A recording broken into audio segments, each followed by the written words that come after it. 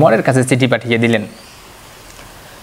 খলিফাতুল মুসলিমিন হযরত উমর মদিনায় বিখ্যাত বড় বড় সাহাবীদেরকে ডাক দিয়ে জানিয়ে দিলেন, আসুন আজকে একটা পরামর্শ সভার আয়োজন করা হয়েছে, আমাদের নির্দিষ্ট একটা ক্যালেন্ডারের প্রয়োজন রয়েছে, আপনারা আসুন একটু পরামর্শ করি। পরামর্শের ভিত্তিতে কাজ করা ভালো না খারাপ?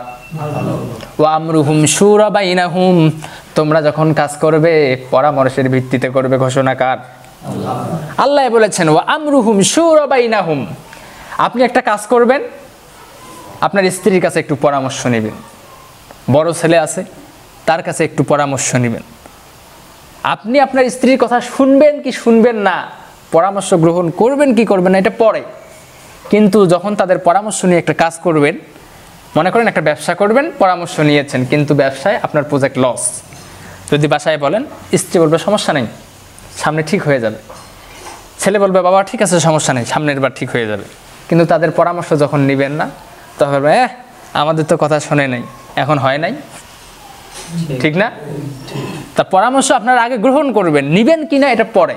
আর যখন পরামর্শ করবেন তখন আপনার স্ত্রীও মনে করবে I am also something in this family, আমি এই পরিবারেরই একজন, কারণ আমার কথার এখানে প্রাধান্য আছে, দাম আছে, মূল্যায়ন আছে। তো হযরত উমর সাহাবীদেরকে ডাক দিয়ে বললেন, ভাইয়ারা একটু পরামর্শ দিন, আমরা কবে থেকে আমাদের ক্যালেন্ডারের সাল গণনা করতে পারি? সাহাবীরা বসে গেল। কেউ বললেন রাসূল যে বছর জন্মগ্রহণ করেছে তখন থেকে সাল গণনা করা হোক। আবার কেউ বলেছেন যে না, বরং রাসূল যে বছর মৃত্যুবরণ করেছে সেই বছর থেকে গণনা শুরু করা হোক। হযরত তালহা রাদিয়াল্লাহু তাআলা আনহু বললেন, না, বরং রাসূলের উপর যেই দিন ওহী নাজিল হয়েছে সেই দিন থেকে আমরা গণনা শুরু করব। এর মধ্য থেকে হযরত আলী বললেন, বরং আমি মনে করি রাসূল সাল্লাল্লাহু আলাইহি ওয়াসাল্লাম যেই দিন হিজরত করেছে ওই দিন থেকে আমাদের সাল গণনা করা উচিত, কেননা এই দিন সত্য এবং মিথ্যার পার্থক্য হয়ে গেছে, ঠিক না?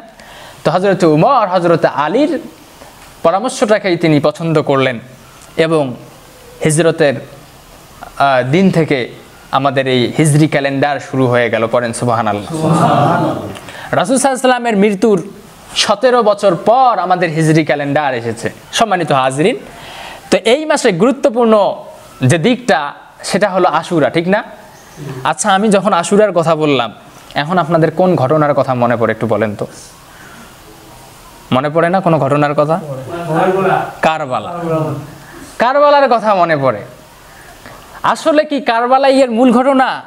না, বরং পৃথিবী সৃষ্টির সূচনা থেকে এই 10 মুহররম আশুরার ফজিলত অত্যন্ত গুরুত্বপূর্ণ। কারবালা পরবর্তীতে আশুরার সাথে সংযোজিত একটা অংশ, কিন্তু তার আগে আশুরার একটা বিরাট অংশ রয়েছে। হযরত আদম আলাইহিস সালাতু ওয়াস সালামকে আল্লাহ সৃষ্টি করলেন, একটা উদ্যানে রেখে দিলেন, সেখানে তিনি আল্লাহর আদেশকে অমান্য করে ভুলক্রমে নিষিদ্ধকৃত গাছ থেকে ফল আহরণ করেছে, খেয়ে ফেলেছে।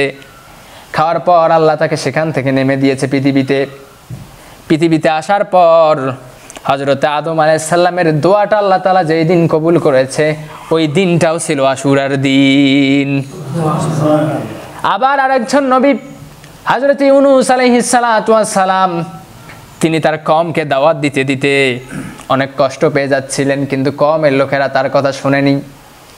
তিনি আল্লাহর কাছে সিদ্ধান্ত না নিয়ে একাই রওনা হয়েছেন হিজরত করার জন্য, মাতৃভূমি ত্যাগ করার জন্য। পথিমধ্যে গিয়ে আল্লাহ তাআলা সমুদ্রে পার হওয়ার সময় হযরত ইউনূস আলাইহিস সালামকে জাহাজ থেকে ফেলে দিয়ে মাছের পেটে তাকে ঢুকিয়ে দিয়েছে। তাফসীরের বর্ণনা এসেছে, যেই মাছটা তাকে খেয়ে ফেলেছে ওই মাছকে আবার আরেক মাছ খেয়ে ফেলেছে।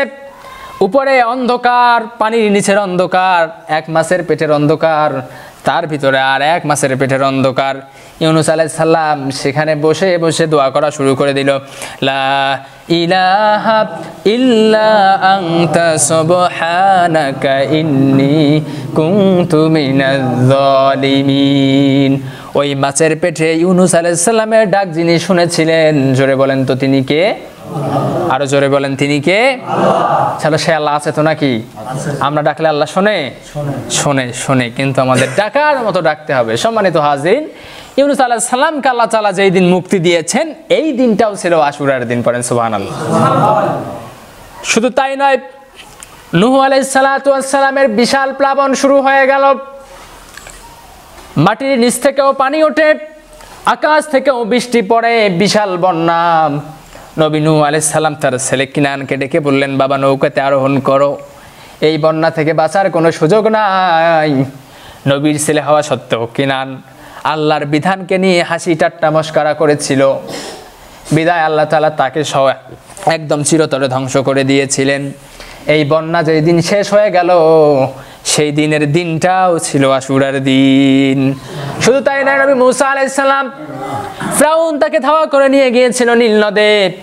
নীল নদের কাছে গিয়ে আল্লাহর রহমতে মূসা আলাইহিস সালামের মুজিজা প্রকাশ হয়েছিল। লাঠি দিয়ে আঘাত করার সাথে সাথে 12টি গোত্রের জন্য 12টি রাস্তা হয়ে গেল। মূসা আলাইহিস সালাম তার সঙ্গী সাথীদেরকে নিয়ে সেই পথ দিয়ে পার হয়ে গেল, আর ফিরআউন বাহিনীকে চুবিয়ে চুবিয়ে ধ্বংস করে দিল, মূসা আলাইহিস সালামকে বিজয় দান করে দিল। সেই দিনের দিনটা হলো এই আশুরার দিন। তার মানে আশুরা শুধু কারবালার সাথে সংযুক্ত নয়, বরং কারবালার আগে থেকেই এই আশুরা সম্পৃক্ত। সম্মানিত হাজিরিন, তো এই আশুরায় আমাদের করণীয় কি? আমরা কি ঘোড়া বানিয়ে ঢোল পিটাবো আর বলবো যে ঘোড়ার কাছে চাইবো? এটাই কি আশুরার শিক্ষা? আমি একজনকে জিজ্ঞাসা করলাম, ভাই এই যে আপনি ঘোড়া বানাচ্ছেন, সমস্যা কি আপনার? কয়, ভাই আমার তো বাচ্চা হয় আর মারা যায়। তা আমি বললাম, বাচ্চা হয় আর মারা যায়, বাচ্চা দেওয়ার মালিক কে? জোরে বলেন কে? আমাদের পিতা ইব্রাহিম আলাইহিস সালাম দোয়া করেছিল, রব্বি হাবলি মিনাস সলিহিন। আল্লাহ বলেছিল, ফাবাশশারনাহু বিগুলামিন হালিম। ও আল্লাহ, আমাকে একটা নেককার সহনশীল সন্তান দান করুন। আল্লাহ বলেছেন, ইব্রাহিম নেককার সন্তানের সুসংবাদ গ্রহণ করো। সুবহানাল্লাহ। তার মানে আমাদের যদি চাইতেই হয়, ওয়াইজা সালতুম ফাসআলিল্লাহ ওয়াইজা ইসতানতা ফাস্তাইন বিল্লাহ, তোমাদের যদি কোনো কিছু চাইতে হয় আল্লাহর কাছেই চাও, তোমাদের সাহায্য প্রয়োজন তাও কার কাছে চাইতে হবে? অতএব এই সমাজে যারা ঘোড়া বানিয়ে ঢোল পিটিয়েছে এদেরকে সমাজ থেকে চিরতরে বয়কট করা হোক। যতক্ষণ পর্যন্ত এরা ঈমান আনয়ন না করবে নতুন করে, ততক্ষণ পর্যন্ত এরা মুশরিক। ওই মুশরিকদের বাড়িতে মসজিদের কোনো ইমাম যাবে না তাদের জানাজায়, তাদের বাড়িতে কোনো বিয়ের অনুষ্ঠানে কোনো ইমাম যাবে না, এমনকি তাদের বাড়ির জানাজারও বন্ধ করে দেয়া হোক। কথা বলেন ঠিক কিনা? তাদেরকে আমরা ছেড়ে দেই জন্য তারা উপরে ওঠে, কিন্তু ছেড়ে দেয়া যাবে না। সমাজ যদি তাদেরকে বয়কট করতো তারা অবশ্যই ঠিক হয়ে যেত। তারা তো মুসলমানেরই সন্তান। ভাই আপনার প্রয়োজন, আপনি আল্লাহর কাছে চান। ইয়াহিয়া আলাইহিস সালাম সন্তান নাই, মরিয়ম আলাইহিস সালামের কক্ষে ঢুকলেন। মরিয়ম আলাইহিস সালামের খালু ছিল, তার বাড়িতে মরিয়ম আলাইহিস সালাম লালিত পালিত হচ্ছিলেন। ঘরে ঢুকে দেখলেন বেমৌসুমী ফল। বেমৌসুমী ফল দেখে জাকারিয়া আলাইহিস সালাম জিজ্ঞেস করলেন, মা মারিয়াম, এই ফল তোমাকে কে দিয়েছে? এই সময় তো এই ফল পাওয়া যায় না। মরিয়ম আলাইহিস সালাম বললেন, আমার আল্লাহ আমাকে দিয়েছে। পড়েন সুবহানাল্লাহ। এবার জাকারিয়া আলাইহিস সালাম আর দেরি করেন নাই, সোজা গিয়ে সিজদায় নত হয়ে দু চোখের পানি ছেড়ে দিয়ে দোয়া করে, রব্বুল আলামিন আমাকে একটা নেককার পবিত্র সন্তান দান করুন। আর আমার আল্লাহ রব্বুল আলামিন তার দোয়ায় খুশি হয়ে হযরত ইয়াহিয়া আলাইহিস সালাম তাকে দান করে দিয়েছেন। তার মানে আপনি যদি চাওয়ার মতো চাইতে পারেন আল্লাহ অবশ্যই আপনাকে দিয়ে দিবে। কি বলেন? তাহলে আমাদের চাইতে হবে কার কাছে? আল্লাহর কাছে চাইতে হবে। তো আশুরায় আমাদের যেটা করণীয় সেটা হলো যে আমরা রোজা রাখতে পারি। কি করতে পারি? রোজা রাখতে পারি। রাসূল সাল্লাল্লাহু আলাইহি ওয়াসাল্লাম বলেছে, আফদালুস সিয়ামি বাদা শাহরি রমাদান, সর্বোত্তম মানে উত্তম রোজা হলো রমজান মাসের পর। রমজানের রোজাই তো সর্বোত্তম রোজা। আল্লাহ রাসূল বললেন এর পরে উত্তম রোজা হলো শাহরুল্লাহিল মুহাররম। পড়েন সুবহানাল্লাহ। আল্লাহর মাস মুহররমের রোজা। এই মাসের কত গুরুত্ব দেখেছেন যে আল্লাহ তাআলা এই মাসটাকে হাদিসের ভাষায় রাসূল বলে দিয়েছেন যে এই মাসটা আল্লাহর মাস। তার মানে মাসের অবশ্যই গুরুত্ব আছে। তাহলে আমরা কি করতে পারি? এই মাসে আমরা রোজা রাখতে পারি। রাসূল সাল্লাল্লাহু আলাইহি ওয়াসাল্লাম হিজরত করলেন, মদিনায় চলে গেলেন, দেখতে পেলেন ইহুদিরা এই দিনটাকে খুব সম্মান করে, এই দিন রোজা রাখে। রাসূল সাহাবীদেরকে ডাক দিয়ে বললেন, আমার সাহাবীরা, নাহনু আহাক্কু বিসাওমিহি ফাআমারা বিসাওমিহি। ও আমার সাহাবীরা, এই দিন তো ওদের থেকে আমরা বেশি রোজা রাখার হকদার। রাসূল সাল্লাল্লাহু আলাইহি ওয়াসাল্লাম সাহাবীদেরকে রোজা রাখার নির্দেশ দিলেন। এবার ইহুদিরা বলা শুরু করলো, তোমরা দেখো মুহাম্মদ এবং তার সঙ্গীরা আমাদের ধর্মের প্রতি খুশি হয়ে রোজা রাখা শুরু করে দিয়েছে, কিছুদিন পর মুহাম্মদ এবং তার সঙ্গীরা আমাদের ধর্ম গ্রহণ করবে। আসলে কি তাই? না। রাসূল সাল্লাল্লাহু আলাইহি ওয়াসাল্লাম যখন এই কথা শুনলেন, তখন তিনি সাহাবীদেরকে ডেকে বললেন, ও আমার সাহাবীরা, সুমুত তাসিয়া ওয়াল আশিরা ওয়া খালিফুল ইয়াহুদ। ও আমার সাহাবীরা, তোমরা নবম এবং দশম দিন রোজা রাখো এবং ইহুদিদের সাথে বৈপরীত্য সৃষ্টি করো। তার মানে এই মুহররম মাসে অনেকে প্রশ্ন করে, হুজুর মুহররম মাসে রোজা রাখবো কোন কোন দিন? হাদিসের ভাষ্য অনুযায়ী আপনি 9 মুহররম এবং 10 মুহররম রোজা রাখবেন। তবে যদি অসুস্থ থাকেন, দেখা গেল 9 মুহররম আপনি রাখতে পারেনি, কিন্তু 10 মুহররম রেখেছেন, তারপরে আপনি 11 মুহররম রাখতে পারেন। যদি 11 মুহররম রাখার আপনার সুযোগ না হয়, আপনার রাখার দরকার নেই। আপনার মনে অন্তরে তো ছিল আমি 2টি রোজা রাখবো, ইহুদিদের সাথে বৈপরীত্য সৃষ্টি করব, এই আশা আকাঙ্ক্ষা তো মনে ছিল। আপনার এই নেক আশার কারণে আল্লাহ তাআলা আপনাকে উত্তম জাযা দিয়ে দিবে, পড়েন সুবহানাল্লাহ।